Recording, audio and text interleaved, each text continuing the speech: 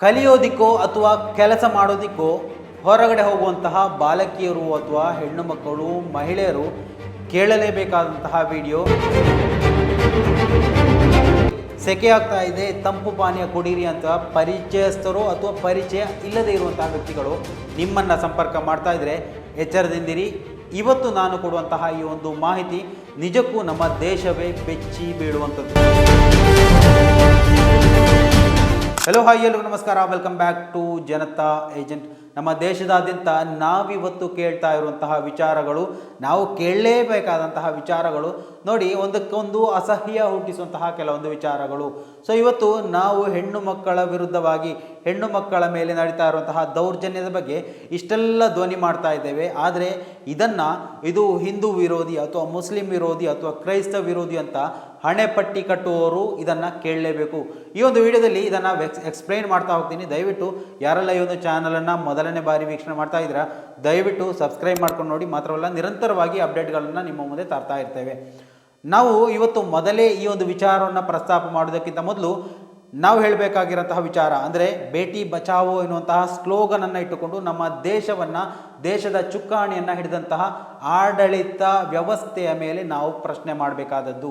ಬೇಟಿ ಬಚಾವೋ ಅಂತ ಹೇಳಿ ನಮ್ಮ ದೇಶದಲ್ಲಿ ವರ್ಷಕ್ಕೆ ಅಥವಾ ದಿನಕ್ಕೆ ಆಗ್ತಾ ಇರುವಂತಹ ಮಹಿಳೆಯರ ಮೇಲೆ, ಹೆಣ್ಣು ಮಕ್ಕಳ ಮೇಲೆ ಆಗ್ತಾ ಇರುವಂತಹ ದೌರ್ಜನ್ಯಗಳ ಲೆಕ್ಕಾಚಾರ ಮೇಲಕ್ಕೆ ಹೋಗಿದೆಯಾ, ಅದರ ಗ್ರಾಫು, ಅಥವಾ ಕೆಳಗಡೆ ಬಂದಿದೆಯಾ?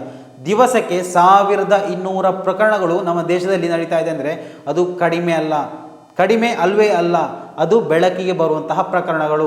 ಇನ್ನು ಬೆಳಕಿಗೆ ಬಾರದಂತಹ ಪ್ರಕರಣಗಳು ಇನ್ನೂ ಸಾವಿರಾರು ಇದೆ. ಅದ್ಯಾವುದು ಸಮಾಜದ ಮುನ್ನೆಲೆಯಲ್ಲಿ ಬರೋದೇ ಇಲ್ಲ. ಇವತ್ತು ನಾವು ನೋಡ್ತಾ ಇರುವಂತಹ ಈ ಒಂದು ವಾರ್ತೆ ಏನಿದೆ, ಒಂದು ರೀತಿಯಲ್ಲಿ ನೋಡಿ, ಬಾಯಾರಿಕೆಯಿಂದ ನರಳ್ತಾ ಇರುವಂತಹ ಹೆಣ್ಣು ಮಕ್ಕಳನ್ನೇ ಕೇಂದ್ರೀಕರಿಸಿ ಬಾಯಾರಿಕೆ ಆಗ್ತಾ ಇದೆ ಅಂತ ಗೊತ್ತಾದ ಕೂಡಲೇ ನೋಡಿ, ಒಂದು ಬಾಟ್ಲು ತಂಪು ಪಾನೀಯ ತಗೊಂಡ್ಬರ್ತಾರೆ. ಆಕೆಯನ್ನು ಮರಳು ಮಾಡಿ ಆಕೆಗೆ ನಿದ್ರೆಯ ಮಾತ್ರೆಯನ್ನು ಬೆರೆಸಿದಂತಹ ಒಂದು ತಂಪು ಪಾನೀಯವನ್ನು ಕೊಡಿಸ್ತಾರೆ.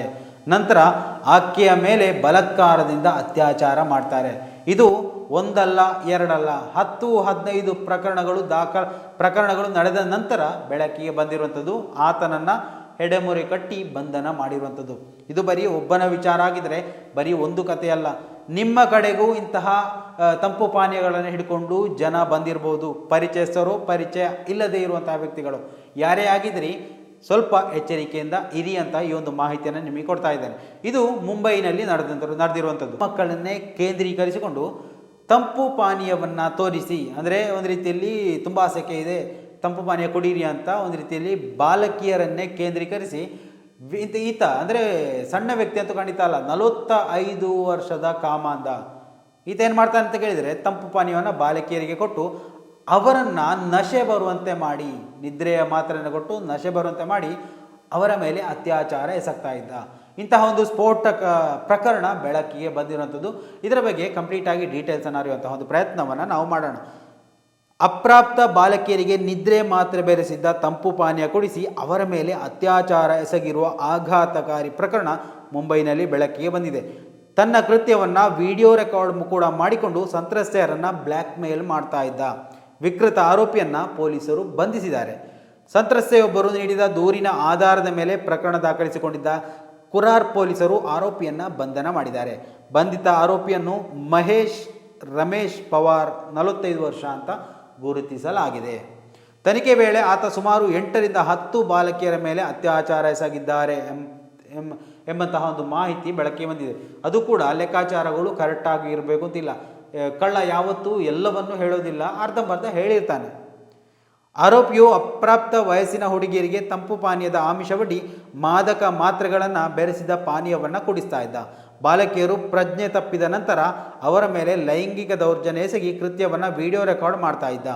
ವಿಡಿಯೋಗಳನ್ನು ಬಳಸಿಕೊಂಡು ಪದೇ ಬ್ಲ್ಯಾಕ್ ಮೇಲ್ ಮಾಡಿ ಲೈಂಗಿಕವಾಗಿ ಶೋಷಣೆ ಮಾಡ್ತಾ ಇದ್ದ ಅಂತ ಪೊಲೀಸರು ತಿಳಿಸಿರುವಂಥದ್ದು. ನೋಡಿ, ಬಾಲಕಿಯರನ್ನು ಸಿಕ್ಕಿದರೆ ಬರೀ ಈ ಒಂದು ತಂಪು ಪಾನೀಯ ಕೊಟ್ಟು ಅಥವಾ ಮಾದಕ ವಸ್ತುಗಳನ್ನು ಬೆರೆಸಿ ಕೊಡೋದು ಮಾತ್ರ ಅಲ್ಲ, ಅವರು ಪ್ರಜ್ಞಾಹೀನರಾಗಿದ್ದಂಥ ಸಂದರ್ಭದಲ್ಲಿ ಅವರ ಮೇಲೆ ಅತ್ಯಾಚಾರ ಮಾಡಿ ಅದರ ವಿಡಿಯೋ ರೆಕಾರ್ಡನ್ನು ಹಿಡಿದಿಟ್ಟುಕೊಂಡು ನಂತರ ಅದರ ಮುಂದೆ ಬ್ಲ್ಯಾಕ್ ಮೇಲ್ ಮಾಡುವಂಥದ್ದು. ಒಮ್ಮೆ ಬಂದಂತಹ ಆ ಒಂದು ಬಾಲಕಿಯನ್ನು ಮತ್ತೆ ಅಲ್ಲಿಗೆ ಬರುವಂತೆ ಪ್ರೇರೇಪಣೆ ಮಾಡುವಂಥದ್ದು, ಇವೆಲ್ಲವನ್ನು ಮಾಡ್ತಾ ಇದ್ದ. ಆತನ ಹೇಳಿಕೆ ಪ್ರಕಾರವೇ 8ರಿಂದ 10 ಹೆಣ್ಣು ಮಕ್ಕಳನ್ನು ಈ ರೀತಿ ಮಾಡಿದ್ದೇನೆ ಅಂತ. ಖಂಡಿತವಾಗಿಯೂ ಅದು ಆ ಲೆಕ್ಕಾಚಾರ ಅಲ್ಲಿಗೆ ಮುಗಿಯೋದಿಲ್ಲ. ಪ್ರತಿಯೊಬ್ಬ ಪೇರೆಂಟ್ಸ್ ಹೆತ್ತವರು ಈ ಒಂದು ಮಾಹಿತಿಯನ್ನು ಗಂಭೀರವಾಗಿ ಪರಿಗಣಿಸಿಕೊಳ್ಬೇಕು. ಮಾತ್ರವಲ್ಲ, ಸಾಧ್ಯವಾದಷ್ಟು ಜನರಿಗೆ ಈ ಒಂದು ಮಾಹಿತಿಯನ್ನು ಶೇರ್ ಮಾಡಿಕೊಡಿ. ಯಾಕಂತಂದರೆ ನಿರಂತರವಾಗಿ ನಮ್ಮ ದೇಶದಾದ್ಯಂತ ಒಂದು ರೀತಿಯಲ್ಲಿ ಚಳುವಳಿಯ ರೀತಿಯಲ್ಲಿ ಈ ಒಂದು ಅಭಿಯಾನವು ನಡಿಬೇಕು. ತಮ್ಮ ಮಕ್ಕಳನ್ನು ಎಷ್ಟರ ಮಟ್ಟಿಗೆ ಸೇಫ್ ಆಗಿಡೋಕ್ಕೆ ಸಾಧ್ಯವೋ ಅಷ್ಟು ಸೇಫ್ ಆಗಿಡಬೇಕು.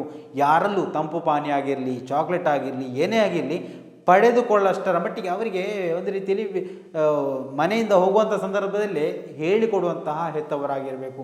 ನೋಡಿ, ಇಷ್ಟೆಲ್ಲ ಬೆಳವಣಿಗೆಗಳು ಒಂದು ಕಡೆ ಬರೀ ಮುಂಬೈನಲ್ಲಿ ನಡೆದಂತಹ ವಿಚಾರ, ಒಂದು ವ್ಯಕ್ತಿಯಿಂದ ಆದಂತಹ ಅನ್ಯಾಯ.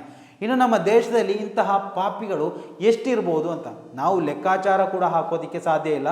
ಸೊ ಇವೆಲ್ಲವನ್ನು ಯಾರೆಲ್ಲ ಗಮನಿಸ್ತಾ ಇದ್ದೀರಾ, ದಯವಿಟ್ಟು ಇನ್ನೂ ಒಂದು 10 ಜನರಿಗೆ ಅದನ್ನು ತಲುಪಿಸುವಂಥ ಒಂದು ವ್ಯವಸ್ಥೆಯನ್ನು ಮಾಡಿ. ಮಾತ್ರವಲ್ಲ ಸ್ನೇಹಿತರೆ, ಯಾರೆಲ್ಲ ವೀಕ್ಷಣೆ ಮಾಡ್ತಾ ಇದ್ದೀರಾ, ನಿಮ್ಮ ಅಭಿಪ್ರಾಯಗಳನ್ನು ಕೂಡ ಕಮೆಂಟ್ ಮಾಡಿ.